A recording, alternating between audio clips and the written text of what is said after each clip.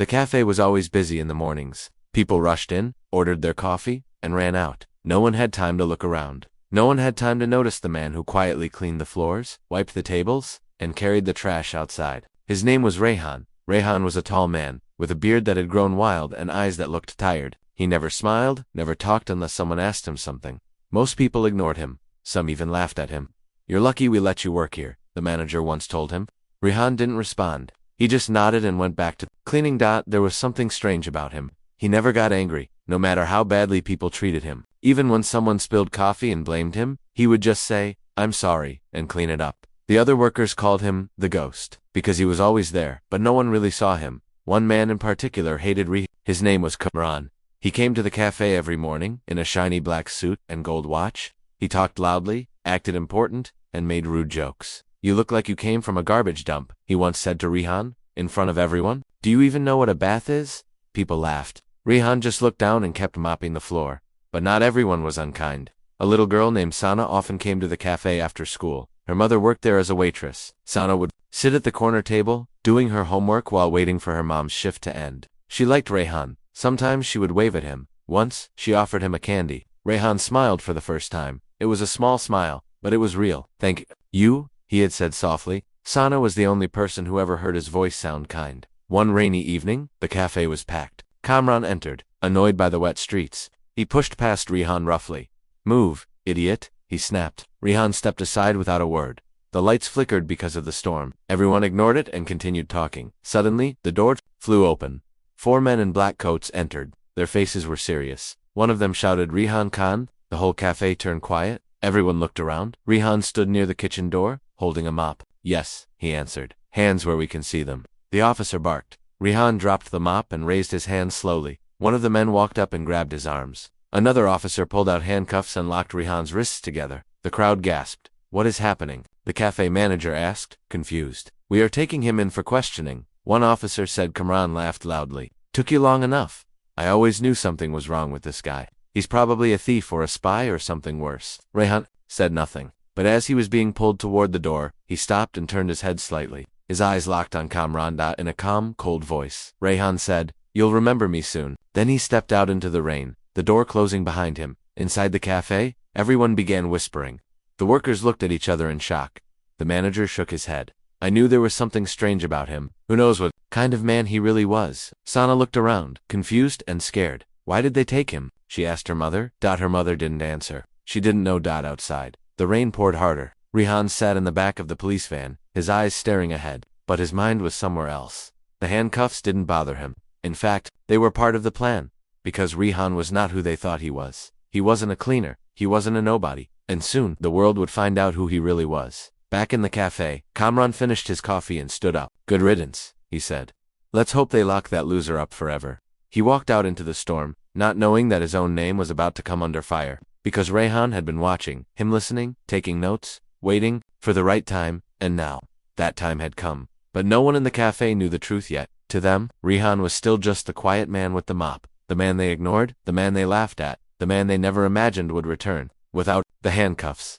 The cafe was quieter than usual the next morning. Everyone kept glancing toward the kitchen, half expecting to see Rayhan cleaning the floor or carrying a tray. But he was gone. His absence filled the air like a heavy cloud. The manager barked orders more sharply than before, but even he seemed nervous. Sana sat in her usual corner seat, her books open but untouched. She kept looking at the door, waiting for Rayhan to return. "Why did they take him, Mama?" she asked again. Her mother shook her head, brushing back Sana's hair. "I don't know, Jan, maybe it was a mistake." But Sana didn't believe that Rayhan had always been gentle. He smiled at her. He never hurt anyone. Something didn't feel right. In the cafe kitchen, 2 waiters whispered near the back door. "Maybe he was a criminal," one said. "Or maybe a spy," the other added. "He never talked to anyone, always hiding something." But none of them truly knew anything about him. They had only ever seen the quiet, tired man who swept their floors and washed their dishes. At the police building, Rayhan sat in a small, gray room. But this wasn't a jail cell. It was clean, with a large screen on the wall, and 2 guards standing silently in the corner. After a few minutes, a man in a dark suit entered and sat across from him. He had sharp eyes, and spoke in a calm voice. "You've been gone too long, Rayhan. 2 years without a report.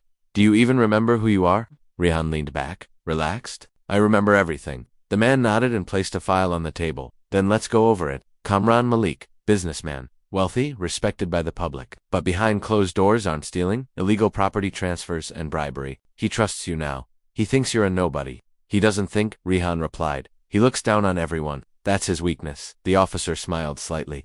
We heard what you said before we took you. You'll remember me soon. Was that a warning? It was a promise. Meanwhile, back at the cafe, Kamran returned for his regular coffee. He sat in his usual seat, legs crossed, phone in hand. The moment he walked in, people stared. He noticed and smirked. You all look like you saw a ghost, he said. That cleaner's gone. The place smells better already. The manager forced a laugh, but others didn't respond. The atmosphere felt different now. One waiter served him with shaky hands. Sana watched him from her corner, her small fists clenched. She didn't know why, but she didn't like him. Not anymore. Later that evening, Kamran stepped into his sleek black car and drove to a private office in a tall building. Inside, he met two men in expensive suits. They sat in silence, smoking cigars. The cleaner's gone, Kamran said with a grin. Police took him, probably for stealing. One of the men narrowed his eyes. Are you sure he didn't hear anything?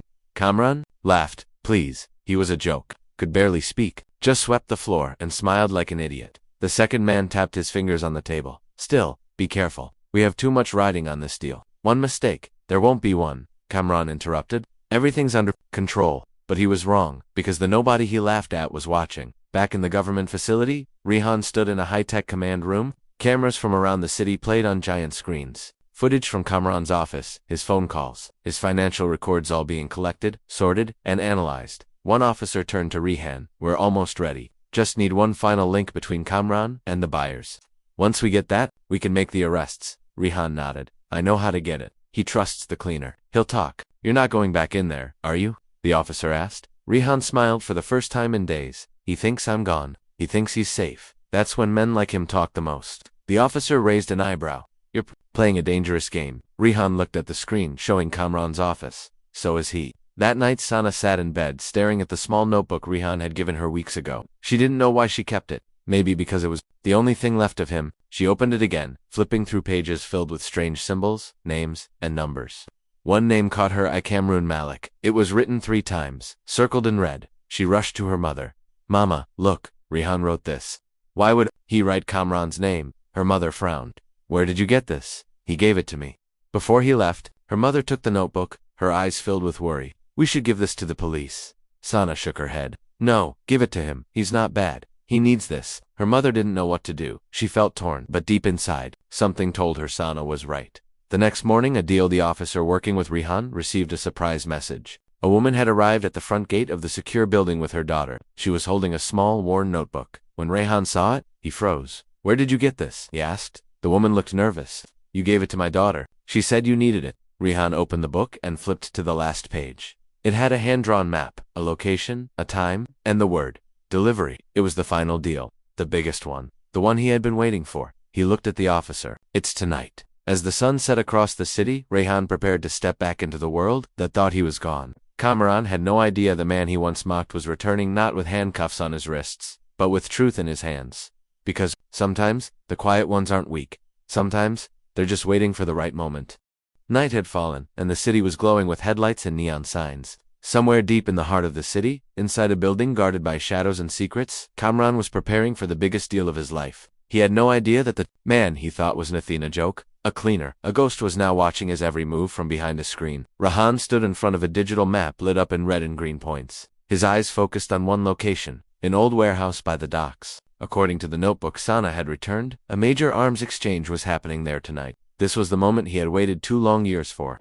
He hadn't just gone undercover to catch Kamrani, he had been trying to bring down the entire international network. Kamran was a part of one of the officers. Adil stood beside Rehan. We've sent drones.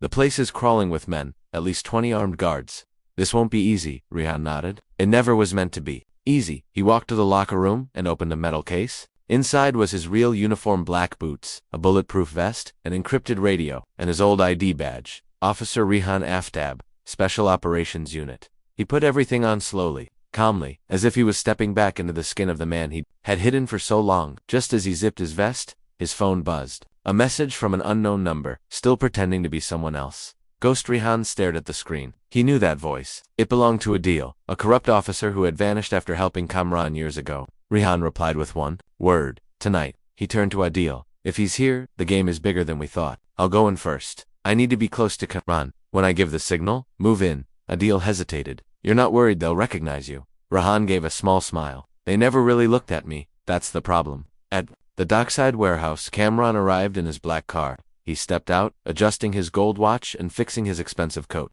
Inside, men moved heavy crates, weapons wrapped in blankets, cash counted under dim lights. One of the men walked up to him. Everything's ready. Sir, the buyers will be here soon. Kamran nodded. Good. This is our last run. After tonight, we disappear. He walked deeper into the warehouse, laughing with his men. He had no idea that Rehan was already there. Dressed like one of the crew, Rehan moved between the shadows, listening, watching. He had a tiny camera hidden in his shirt, streaming everything live back to HQ. Every face, every word, every crate. They were all being recorded suddenly. A familiar voice echoed through the space. I thought you'd be taller, Rehan turned. Adil stood near a stack of boxes, arms crossed, a smirk on his face. It's been a while, officer. Or should I say, cleaner. Rehan didn't blink. You're still running? I see. Adil chuckled. I stopped running. I started winning. You should try it sometime. Tonight's your last game, Rehan said. Adil's smile faded. You shouldn't have come here. He reached for his gun, but before he could pull it, Rehan moved. In seconds, Adil was disarmed and pinned to the ground. Rehan pressed a button on his earpiece. Target secured. Send in backup. But just then, someone shouted, He's a cop. The warehouse exploded into chaos, men shouted. Guns fired. Rehan ducked behind crates, pulling Adil with him. The air was thick with smoke and panic. From outside, sirens wailed. Police cars blocked every exit. Kamran looked around in disbelief. How? How did they find us? One of his guards shouted. Someone betrayed us. Kamran's eyes widened.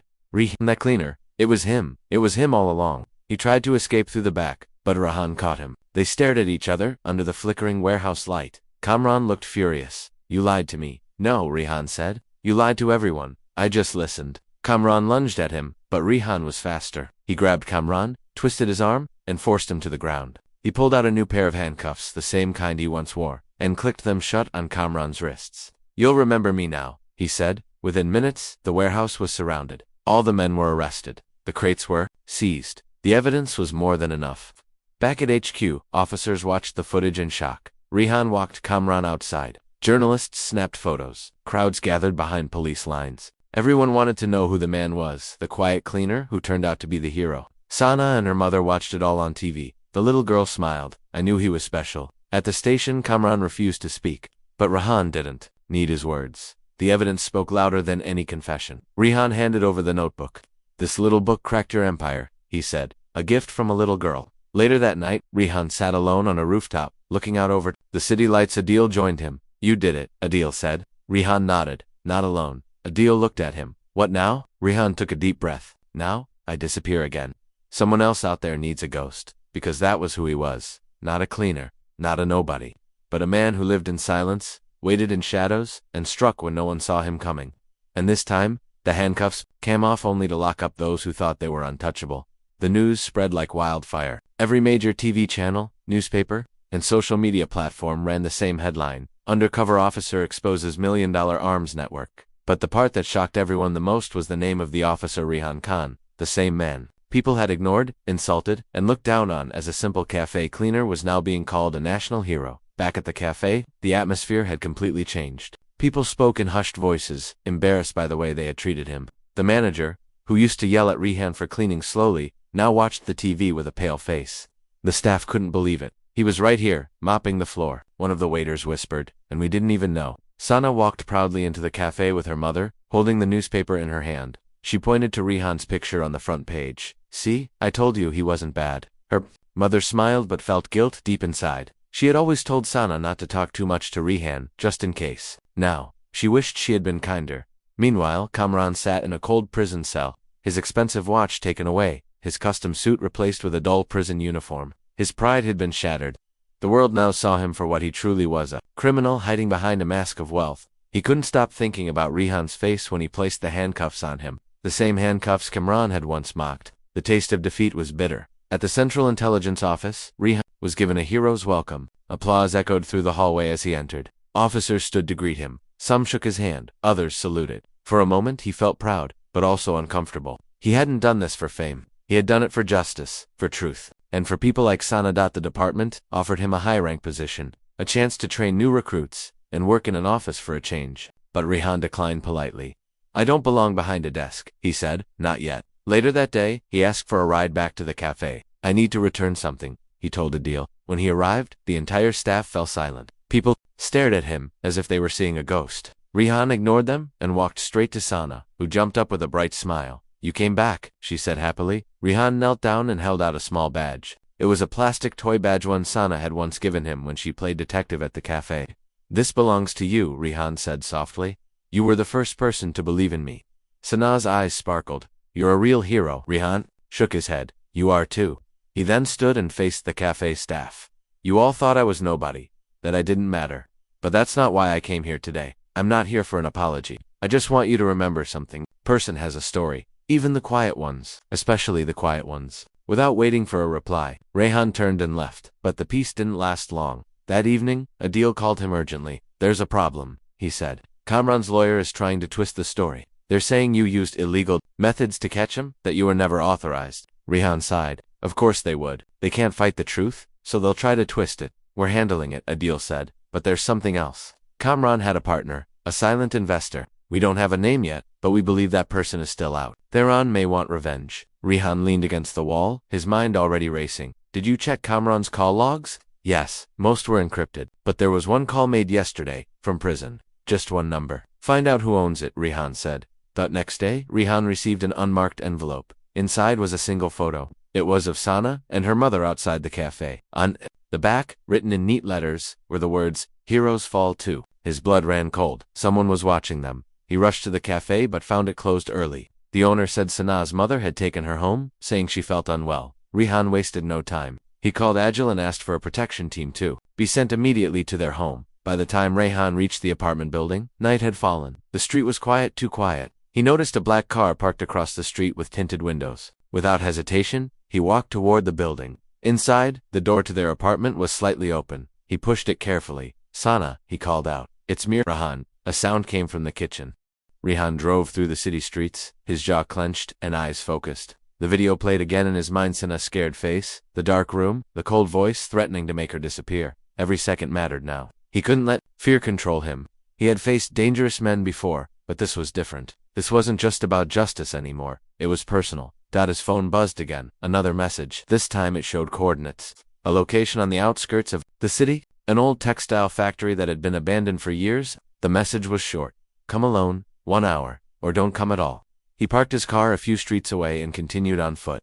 The air was thick with silence. The factory stood like a sleeping monster, broken windows and rusted walls towering in the dark. As he approached the gate, a shadow moved on the rooftop. He knew they were watching him. He raised both hands to show he wasn't armed. The gate creaked open slowly, controlled by someone inside. Rehan stepped through without hesitation. Inside, the floor was wet. The air smelled of oil and mold. Footsteps echoed above him. A door opened. A man in a black mask appeared, holding a radio. You came alone, the man said through the speaker. Good, now walk forward. No sudden moves. Rehan obeyed, his heartbeat steady. He counted the exits, scanned the room for weapons, calculated every possibility. He knew this wasn't just a kidnapping, it was a test. They wanted to see how far he'd go, and he would go as far as it took. They led him into a large hall with broken machines and scattered crates. In the center, under a single hanging light, sat a small chair. Sana was there, tied, blindfolded, and crying softly. A man stood beside her, holding a pistol. The voice returned from a speaker above. You took Kamran, you destroyed our trade. Now we take your peace. Rehan's voice was calm but firm. Let the girl go. She's just a child. The masked man laughed. You think we care about children? You think we're afraid of your badge? Rehan took a step forward. You should be. Suddenly, the lights shut off. Darkness swallowed the room. A loud sound echoed like metal crashing. In the confusion, Rehan moved. He dove behind a crate just as a bullet hit the floor where he had stood. Shouts filled the air. Someone yelled, "Where is he?" They had expected him to beg, to surrender. But they forgot who he was. In the chaos, Rehan crept toward the chair. He could hear Sana sobbing. He whispered, "It's me. Don't be scared." She froze, recognizing his voice. He quickly cut the ropes, binding her and pulled her into a corner. Stay low, he told her. Cover your ears. Then, he moved again. One by one, he took them down. Quiet, fast, brutal. He used the darkness as his ally. A pipe here, a metal bar there. The masked men, trained in fear, didn't know how to fight someone who had lived in silence for so long. They were loud, but he was focused. They were many, but he was enough. Within minutes, the warehouse was silent again. Rehan returned to Sana, lifted her in his arms, and carried her outside. Blue and red lights flashed at the edge of the street. Adil had disobeyed orders and followed with backup. Rayhan didn't mind. For once, backup was welcome. As they reached safety, Sanaa's mother ran forward, crying, hugging her tightly. Rayhan stood back, watching. His shirt was torn, blood on his hands, but his eyes were calm. Adil placed a hand on his shoulder. You okay? Rayhan nodded. They underestimated me. Who were they? Adil asked. Rayhan pulled a phone from his pocket, the one he had taken from the masked leader. We'll find out soon. Back at headquarters, Rayhan and Adil opened the phone. It was locked, but the tech team worked quickly. Within an hour, they cracked it. Dozens of messages, calls, and transactions were revealed. But one number kept showing up. A government number. Adil's face went pale. That belongs to someone from the ministry. Rayhan leaned forward. We have a traitor. The messages proved that someone inside the system had warned the criminals, helped them escape raids, even sent the coordinates to hurt Sana. This wasn't just revenge, it was a cover-up. Someone powerful didn't want the truth out. Rayhan stood up. We're not finished yet. The next day, the news reported the rescue. Sanaa's photo was blurred, but Rayhan's face was everywhere. People called him a warrior, a legend, but Rayhan stayed quiet. He didn't care for attention. What mattered to him was that Sana was safe and that the rot inside the system had started to show. Meanwhile, in a large office overlooking the city, a man in a suit stared at the news with cold eyes. He picked up his phone and dialed a number. Rayhan's gone too far, he said. It's time we shut him down. But Rayhan was already one step ahead. Later that night, he sat alone rewatching the video of Sana. Her fear, her courage, her trust in him.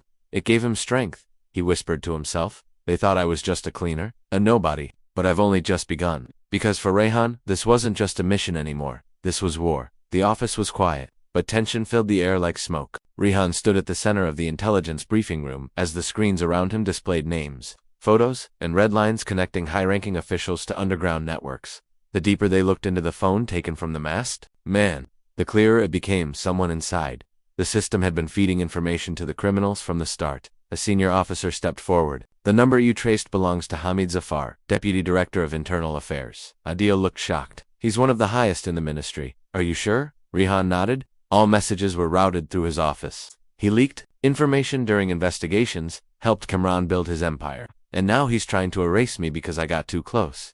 The room fell silent. Rayhan looked around. We'd been fighting shadows, thinking they were outside. But the darkest one was always sitting in the light. One of the techs turned around. Sir, we found something else. There's a scheduled meeting tonight.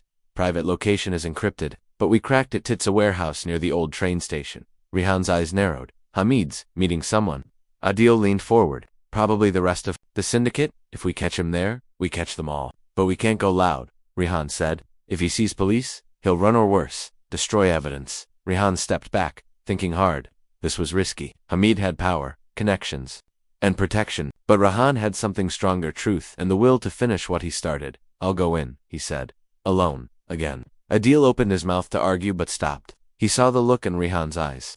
The same calm fire that had guided him this far. Just promise you'll give us the signal, Adil said quietly. That night, Rayhan stood outside the warehouse, dressed in dark clothes, face hidden by a cap. He watched as black SUVs arrived one by one. Men in suits stepped out, talking quietly, glancing around. Then, finally, Hamid Zafar arrived, confident, smiling, surrounded by 2 bodyguards. Inside the warehouse, a long table had been set up. Laptops, documents, and untraceable phones were laid out. Hamid took a seat at the head. Gentlemen, he said, Rayhan Khan has become a problem. We need to end this. Rayhan moved quietly along the rooftop, slipping in through a broken window above the meeting room. His small camera began recording everything. One of the men asked, how do we handle it? Hamid answered, we ruin his name. We leak false information. If that doesn't work, we arrange an accident. Another man spoke, and the girl Hamid's face turned cold. If he uses her again, we'll make sure he regrets it. That was enough. Rayhan pressed his earpiece. Adil. Now. In an instant, the lights in the warehouse exploded with brightness. Hidden cameras lit up. Doors slammed open. Officers stormed in from every direction, hands in the air. Don't move. Chaos followed. Men shouted. Some tried to run. Rayhan dropped from the ceiling and landed right in front of Hamid. The man froze, staring at him. You, Hamid hissed. You don't know what you're doing. I know exactly what I'm doing, Rayhan replied. I'm cleaning up starting with you. Hamid lunged for a gun, but Rayhan was faster. He grabbed Hamid's arm, twisted it, and slammed him onto the table. The other officers quickly handcuffed the rest of the men. Cameras continued to record. This time, the entire country would see the truth. At headquarters, the footage was broadcast to the media. Journalists swarmed outside, reporting live as the names of corrupt officials were revealed. For years, they had hidden behind power. Now, they stood exposed. Hamid was led through a crowd of cameras. He tried to hide his face, but it was too late. His fall was complete. Rihan stood quietly at the edge, watching the damage he had finally ended. Later that night, Adil joined him on the rooftop of the same building where it all began. "It's over," Adil said. Rihan didn't smile. For now, Adil handed him a small envelope. Inside was a letter of formal commendation, a promotion, and an invitation to speak at the national award ceremony. "I don't want it," Rihan said. "Give it to someone else. You earned it. I didn't do this to be thanked. I did it because no one else would." Adil nodded slowly. "You're not just a hero, Rihan. You're a reminder." Rihan turned to look at the city lights. "They thought I was nobody, just a cleaner, just a silent man. But they forgot sometimes it's the quiet ones who carry the loudest truth." As dawn broke over the city, Rihan walked the empty streets. No cameras, no reporters, just him and the wind. At the cafe, he stopped outside the door. It was still closed, but inside, the lights were on. He knocked gently. A moment later, Sana opened the door and grinned. "You came back again," she said. Rihan knelt down. The cafe buzzed again with its usual life. Coffee machines hissed. Waiters rushed around, and customers chatted. But something had changed. The corner table, once ignored, now held silent memories of the man everyone had once overlooked. They whispered his name now with respect, with guilt. Rihan had become a legend not because he wanted to but because he never gave up. Sana still sat at her usual spot after school. Crayons spread over the table, her mother busy with orders. But now, when customers saw the little girl drawing, they often stopped to ask, "Is that him again?" Sana would nod proudly. "Yes, that's Rihan uncle. He's a real-life hero." Across the city, however, the dust had not fully settled. Though Hamid and Kamran were behind bars, the system still had cracks. Files had gone missing. Bank accounts were frozen, but not all. Whispers grew about a shadow figure, someone even more powerful who had stayed hidden while using people like Hamid to operate in the light. Rayhan knew this wasn't the end. At the intelligence office, Adil handed Rayhan a sealed file. "We found a name, or at least a code name, Al-Aswad. He's the one who funded the entire operation, including the attack on the girl." Rayhan opened the file. No photo, no fingerprint. Just a list of offshore accounts, encrypted phone calls, and one chilling note: "If anyone gets too close, use their weakness." Rihan stared at that line. "What's the plan?" Adil asked. Rihan's voice was calm. "We find him before he finds us." That same evening, Rihan received a message on a private channel. Only 3 people in the entire agency had access to. The message was short. "You've done well, but your war is not over. Watch who you trust." No name, no number. He leaned back in his chair, eyes fixed on the wall. Someone was watching. Someone who knew how close he had come to the truth. And they weren't done. The next morning, Rihan disguised himself and took a walk through the busiest market in the city. It was loud, crowded, full of distractions, perfect for someone who wanted to blend in. He stopped at a vendor and bought roasted corn, acting like just another face in the crowd. But he was watching. A man passed him, dropped a folded paper in his pocket, and kept walking. Rihan opened it. Inside was a photo grainy, taken from a distance. It showed Adil shaking hands with a man whose face was scratched out. Behind them was a familiar car, one Rihan had seen near the warehouse where Sana was taken. His heart sank. Could it be? Was Adil his only ally connected to all of it? He returned to headquarters, but said nothing. He needed proof. That night, Rihan accessed internal records. He traced vehicle registrations, CCTV footage, and phone signals. It took hours, but finally, something clicked. Adil's phone had pinged near the warehouse 10 minutes before the Gaddafian had a time. He claimed to be somewhere else. Rihan stared at the screen. It was betrayal. The one person who had stood beside him may have been leading him into traps all along. But Rihan didn't act right away. He planned the next day. He asked Adil to meet him at the roof of an old government building. Just like before, just like the night Cameron fell, Adil came with a smile, holding 2 cups of coffee. "You've been quiet," he said. "Everything okay?" Rihan took the coffee but didn't drink. "I've been thinking," he said. "About trust, about masks." Adil nodded. "It's hard to know who's real these days." Rihan turned to him. "Where were you the night Sana was taken?" Adil paused. "At home." "Why?" "I checked the logs," Rihan said calmly. "Your phone was near the warehouse." The smile on Adil's face disappeared. His hand twitched slightly. "Maybe a mistake." Rihan stepped closer. "Or maybe it wasn't." Adil's jaw clenched. "You don't know what you're doing." Rihan's voice lowered. "Then tell me. Make me understand. Tell me why you betrayed everything." Adil's eyes shifted. For a moment, he looked torn. Then he whispered, "Because no one wins by being good all the time." He stepped back, reached for his pocket, but Rihan was faster. In one move, he knocked Adil's arm aside and pinned him against the wall. "You were supposed to be my brother," Rihan said quietly. "I was," Adil whispered, "until I realized the system was broken. You tried to fix it from inside. I chose to survive." Footsteps echoed from behind. Officers appeared. Rihan stepped aside as they took Adil into custody. His betrayal had been recorded. Rihan watched in silence. Later, back at headquarters, Rihan sat alone. The faces he trusted were falling away one by one, but he had no time for sadness. There was still one name on the list. Al-Aswad.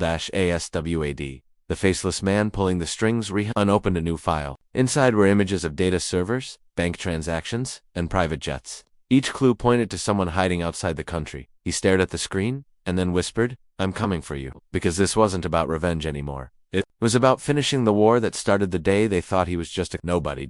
And he wasn't stopping now. The private airstrip lay hidden behind thick hills, away from city noise and government eyes. A black jet sat on the runway, its engines ready, its crew waiting. Inside, the cabin lights were dim. A man in a crisp gray suit scrolled through files on his laptop, each document showing headlines, police reports, and surveillance images. Rihan, the man's name wasn't listed anywhere. No photo of him existed in any government system. But to those who operated in the shadows, he was known only as Al-Aswad, the Black One, the puppet master. He closed the laptop slowly and looked out the window. "Rihan Khan," he said softly, almost amused, "you were just supposed to clean the floor, not tear down the empire." At that very moment, Rihan stood on a rooftop across the border, in a foreign city with strange streets and unfamiliar sounds.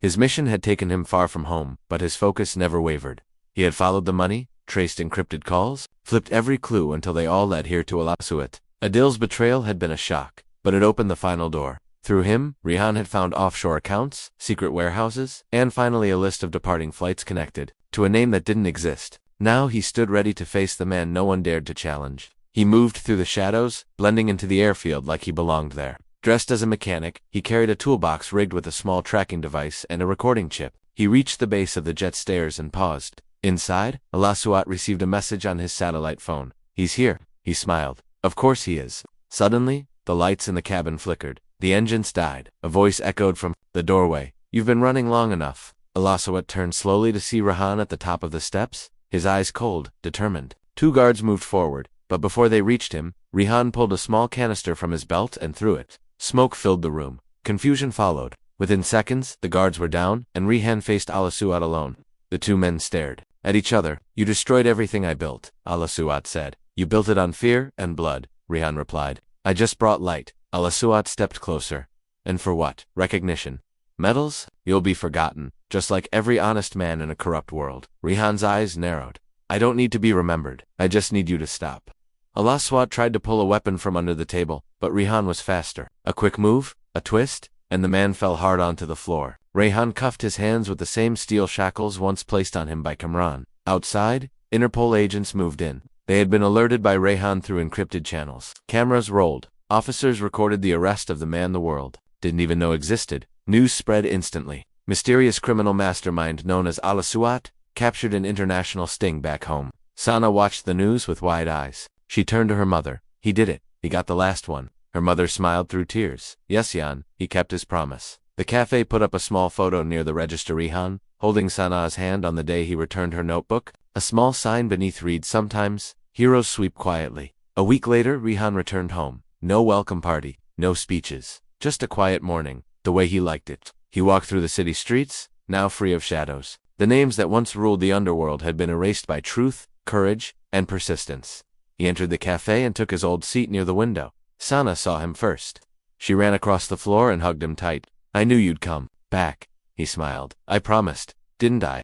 Her mother brought him a cup of tea, no bill, just a quiet nod of gratitude. The other staff members watched him with awe, but no longer from a place of guilt. Now, it was respect. Adil's trial had begun. With all evidence presented, the public knew the full truth. How betrayal worked not just from the outside, but sometimes beside you. Rihan didn't attend the trial. He didn't need to. Justice was already in motion. That evening, Rihan sat alone on a rooftop, his favorite place. The city lights blinked below him, peaceful now. He pulled out Sana's drawing from his coda, picture of him as a hero. He smiled at it for a moment, then folded it gently and placed it in his pocket. Adil once said, "No one wins by being good all the time," but Rihan had proved otherwise. He didn't have to be loud. He didn't have to be rich. He didn't even have to be noticed. He just had to keep going. Because the strongest warriors are often the ones you don't see coming. And Rihan had come like a ghost, quiet, unnoticed, but unforgettable. Now the city was free, not because a hero stood on a stage, but because one man, who everyone thought was nobody, refused to let the darkness win.